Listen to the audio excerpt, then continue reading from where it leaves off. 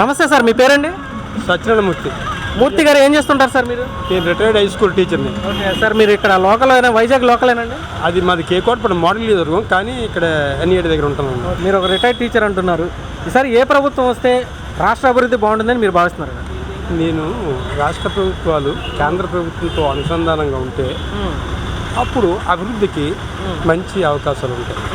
అంచేతను ఇప్పుడు రాష్ట్ర ప్రభుత్వం అంటే ఇప్పుడు తెలుగుదేశం జనసేన బీజేపీతో కూటమై అంటే మేబీ సెంట్రల్లో మళ్ళీ బీజేపీ రావడానికి అవకాశం ఉంది కాబట్టి దాంతో అనుసంధానంగా ఉన్నది కాబట్టి ఇప్పుడు కూటమి తెలుగుదేశం ప్రభుత్వం వస్తే డెవలప్మెంట్ బాగుంటుంది అనుకుంటున్నాను.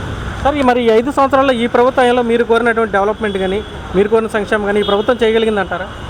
సంక్షేమాలు చేసే కానీ అభివృద్ధి లేదు. నిరుద్యోగ సమస్యకి నిరుద్యోగులకి ఉపాధికి మెరుగైన పరిశ్రమలు కానీ లేదంటే మన ఈ సాఫ్ట్వేర్ సైడ్ కానీ దానికి ప్రాధాన్యత ఇవ్వలేదు. కాకపోతే ఉచితంగా కొన్ని పథకాలు అంటే బిలో యావరేజ్ పావర్టీ వాళ్ళకి ఏదో చూపించారు. అది క్యాలిక్యులేట్ చేస్తే ఇంట్లో పని వర్కర్స్ మగవాళ్ళు ఉంటే వీళ్ళు ఇచ్చిన రాయితీలు దానికి వెళ్ళిపోతున్నాయి. అంటే నేను రాజకీయం మాట్లాడలేదు, క్యాలిక్యులేట్ చేస్తే దానివల్ల పెద్దగా ఆ కుటుంబాలకి నాకు మెరుగు కనపడలేదు. ఆడవాళ్ళకి కనపడుతున్నాయి, అవి సాయంత్రానికి మగవాళ్ళ దగ్గర నుంచి వెళ్ళిపోతున్నాయి. అది వేరే చెప్పక్కర్లేదు ఏంటని. అంచేతను this is not right. Sir, ఉద్యోగాల కల్పన జరిగిందా సార్? మీరు ఒక టీచర్, రిటైర్డ్ టీచర్ అంటున్నారు. ప్రతి ఏటా డిఎస్సీ వేస్తానని ఒక హామీ ఇచ్చారు, మీకు కూడా గుర్తే ఉంటుంది. ఈ ప్రభుత్వంలో ప్రభుత్వ టీచర్ల భర్తీ ఏమైనా జరిగిందా? ఇది ఎక్కడ జరిగింది? మొన్న నోటిఫికేషన్ ఇచ్చాడు, అది ఇంప్రూవ్ అవుద్ది. మరి ఏదో కాకపోతే కొద్ది గొప్ప బస్ డ్రైవర్లు ఆర్టీసీని పోలీస్ డిపార్ట్మెంట్ రిక్రూట్మెంట్ ఏ రిక్రూట్మెంట్ అవుతుంది? ఏమో లేదు. తర్వాత ఇప్పుడు విశాఖపట్నం ఉందండి, సాఫ్ట్వేర్ సైడ్ ఉంది. ఇప్పుడు మన వాళ్ళు ఇంజనీరింగ్ చేసిన వాళ్ళు 15,000కి 20,000 కూడా హైదరాబాద్ బెంగళూరు వెళ్ళిపోతుంది. అదే వైజాగ్లో వస్తే అక్కడ వాళ్ళకి ఇంటెద్దులు ట్రాన్స్పోర్ట్ కింద సగం డబ్బులు పోతున్నాయి. అవునా కదా? అదే మనకి వైజాగ్లో అది ఆ మాత్రం ఉపాధి చూపించనుకోండి. ఇక్కడ శ్రీకాకుళం, విజయనగరం, వైజాగ్ మన లోకల్ అంటే వీళ్ళకి ఇంటెద్దులు బస్సుల్లో తిరిగో లేదా ట్రైన్లో తిరిగో దానివల్ల సగం డబ్బులు సేవ్ అవుతారు. అది ఏ ప్రభుత్వమైనా ఉపాధి స్టాండర్డ్ ఇది కావాలి. సార్, పార్లమెంట్ పరిధిలో ఇక్కడ చాలా సమస్యలు ఉన్నాయి, మీకు కూడా తెలిసే ఉంటుంది. స్టీల్ ప్లాంటు, పోర్టులు ఇలాంటివి కూడా.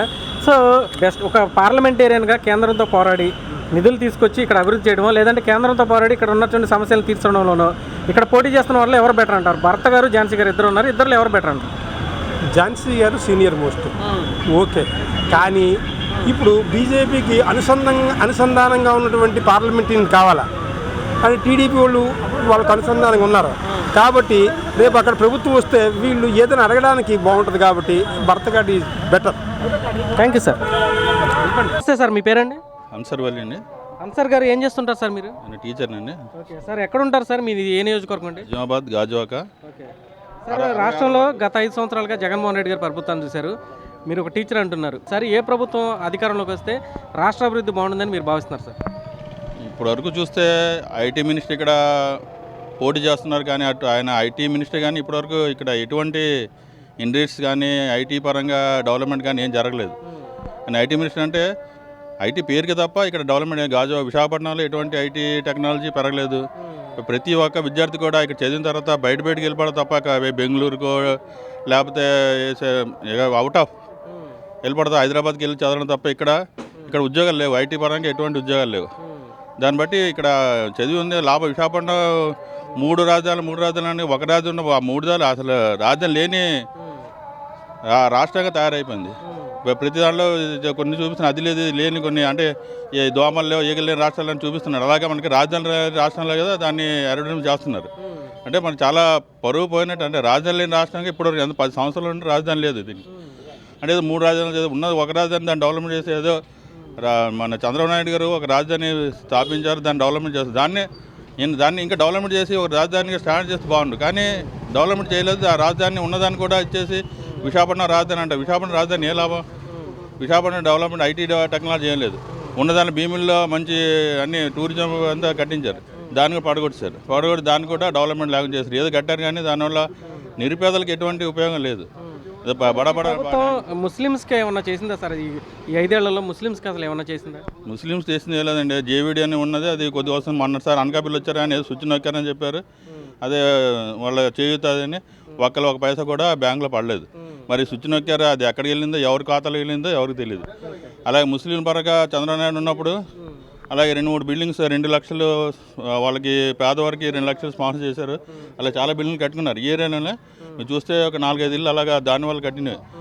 ఆ 2 లక్షలు ఇచ్చిన దాంతో కట్టి మిగతా డబ్బులు వీళ్ళు వేసుకుని, అంటే వాళ్ళకి చేతిగా కొద్దిగా డబ్బు చంద్రబాబు నాయుడు గారు ఇచ్చారు. మిగతా సొమ్ము వాళ్ళు ఇచ్చి డెవలప్మెంట్ ఇల్లు కట్టుకున్నారు. అలా పేదవాళ్ళు చాలామంది కట్టుకున్నారు. అలాగే ఒక ఇంట్లో ఎవరైనా చనిపోతే వాళ్ళకి 2 లక్షలు అలాగా వాళ్ళకి అమౌంట్ ఇచ్చారు. వాళ్ళ పిల్లలకి వాళ్ళ భవిష్యత్తు కూడా వాళ్ళ బాగా. కానీ ఈసారి మనకి ముస్లిమ్స్కి షాదీతోపు అని చెప్పారు. షాదీతోపు ఇప్పటివరకు వేయలేదు. ఎలా అండి, పిల్లలు మన దాంట్లో చదువు తక్కువ చాలా పిల్లలు, లేడీస్కి వాళ్ళకి వాళ్ళు 10th క్లాస్, వీళ్ళు 10th పాస్ అవ్వాలి, అబ్బాయి 10th పాస్. వాడు బీసీఈలో ఉండాలి, వీళ్ళు బీసీఈ ఉండాలి. వాడు ఉద్యోగాలు ఉండకూడదు అబ్బాయికి, ఈ అమ్మాయికి ఉద్యోగాలు. అంటే ఎవరైనా పెద్ద దీనిలో ఇవ్వడానికి చూస్తారు కానీ తక్కువ దాని వాడు కూడా పేదవాడిని ఇవ్వడానికి చూస్తారండి, చూడరు కదా. వాడు కూడా పేదవాళ్ళు, ఈడు పేదవాడిని వాడు షాదీతో ఇస్తారట, లేకపోతే ఎవరండి. పిల్లలు ఆడపిల్ల పేదలేమో ఉన్న స్థితికి ఉన్న వాళ్ళకి ఇస్తుంటారు. కానీ వాడు కూడా పేదవాడు, వీడు కూడా పేదవాడు, అప్పుడు షాదీతో ఇస్తారట. వాళ్ళు 10th క్లాస్ పాస్ అవ్వాలి, వీళ్ళు 10th క్లాస్ పాస్ అవ్వాలి. మా ముస్లిమ్స్ ఎక్కువ ఎడ్యుకేషన్ చాలా తక్కువ చదువుతారు. వాడు 10th క్లాస్ సర్టిఫికేట్ ఎక్కడి నుంచి తీసుకొస్తారు వాళ్ళు? ఇద్దరు సీఎం ఉండాలి. సీఎం అంటే వాళ్ళంటే షాదీతో ఎవరికి రాలేదు ఇప్పుడు. చంద్రబాబు ప్రభుత్వం ఉన్నప్పుడు మేమే చాలామందికి ఇప్పించాం సొంతంగా. అయితే ఎవరు గెలుస్తారు అనుకున్నారు? పల్లా శ్రీనివాస్ గారు, అమర్నాథ్ గారు, ఇద్దరు ఎవరు గెలుస్తారు? ఇక్కడైతే పల్లా శ్రీనివాస్ లోకల్ అండి. ఆయన చేసింది కూడా చాలా ఉంది. ఆయన ఇక్కడ చేసి మాకు కూడా చాలా సహాయం చేశారు. మా దర్గా, నేను దర్గా ప్రెసిడెంట్ని, గాజువాక మదీనాషా దర్గా ప్రెసిడెంట్ని. దానికి కావాల్సిన స్ట్రక్చర్ కూడా ఆయన గీసి ఇచ్చారు సొంతంగా. తర్వాత 2 లక్షల అమౌంట్, అలాగే దానికి కావాల్సిన ఐరన్ అంతా కూడా ఆయన అన్ని మాకు సదుపాయం కల్పించారు ముస్లిమ్స్ అందరికీ. ఆ దర్గా నిర్మాణానికి కూడా కొన్ని మున్సిపల్ పరంగా కొన్ని ప్రాబ్లమ్స్ వచ్చినా కూడా ఆయనే సాల్వ్ చేసి ఇచ్చారు. అంటే పల్లా శ్రీనివాసులు కానీ మా ముస్లిమ్స్ కూడా చాలా సహాయం చేశారు. అలాగే ఇక్కడ టోల్ చాలా కష్టపడి తీయించారు. మళ్ళీ వైఎస్ఆర్ ప్రభుత్వం మళ్ళీ టోల్ గేట్ పెట్టించారు. ఎంపీగా అయితే ఎవరు బెటర్ అంటారు? భరత్ గారు, ఝాన్సీ గారు ఉన్నారు, ఇద్దరు ఎవరు బెటర్ అంటారు? భరత్ గారికి ఇక్కడ మెడికల్గా పరంగా ఏదైనా సరే ఇక్కడ కాలేజ్ ఉంది కాబట్టి ఇక్కడ పిల్లలందరూ కూడా కాలేజీకి తర్వాత మెడికల్ క్యాంపులో పెడుతున్నారు. ఇక్కడ ముసలి వాళ్ళకి కళ్ళద్దాలు, అలాగే వాళ్ళకి కావాల్సిన మెడిసిన్స్ కూడా ఆయన చాలా వరకు ఇక్కడ సహాయాలు చేశారు. భరత్ అంటే మనకి అందరికీ దగ్గర ఉంటాడు. ఝాన్సీ అంటే ఆవిడేమో ఎక్కడ మళ్ళీ లాస్ట్ ఇయర్ వచ్చారు కదా, అలా ఉంటుందండి. ఆవిడ ఎక్కడ ఉంటారు, మన ఆవిడ దగ్గరికి వెళ్ళే అడగలేము. ఇక్కడ అనుకోండి మన కాలేజ్ ఉంది కాబట్టి ఎవరైనా మన పల్లా సింగ్ గారి మనకి అన్నింటిలో సహకారం ఉంటుంది కదా. పల్లా సింగ్ గారు చెప్పినా ఆయన దగ్గర వెళ్ళి అడిగే ఒక ధైర్యం ఉంటుంది. ఆ బస్ ఛాన్స్ అంటే ఆవిడ ఎక్కడ ఉంటారు, ఆవిడ మినిస్టర్ లెవెల్ ఉంటే ఆవిడ వెళ్ళి విజయనగరంలో ఉంటే మేము అడగడానికి ఎక్కడ ఇది ఉంటుంది. Thank you sir.